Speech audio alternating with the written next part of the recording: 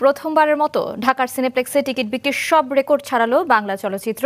দর্শকদের দাবি, এমন চলচ্চিত্র নির্মাণ হলে আবারও হলমুখী হবেন তারা। মাশিক রাহাতকে সঙ্গে নিয়ে কাউসার সোহেলের রিপোর্ট।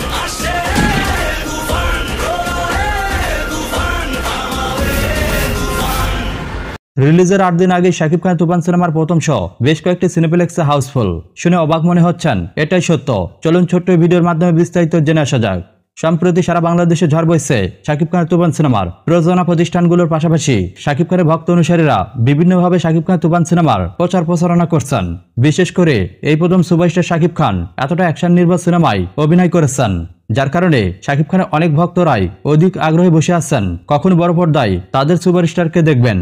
এখন পর্যন্ত তুফান সিনেমার যে কয়টি আপডেট সামাজিক যোগাযোগ মাধ্যমে এসেছে, সবগুলো আপডেটই সারা বিশ্বব্যাপী ব্যাপকভাবে ভাইরাল হয়েছে। আর বর্তমানে সারা পৃথিবীতে শাকিব খানের তুফান সিনেমার ঝড় বইছে। এর আগে কোনো বাংলা সিনেমা নিয়ে বিশ্বব্যাপী এতটা আলোচনা হয়নি, আর যার কারণে বর্তমানে সারা বাংলাদেশে শাকিব খানের তুফান সিনেমার হাইপ অনেকটাই ওপরে রয়েছে।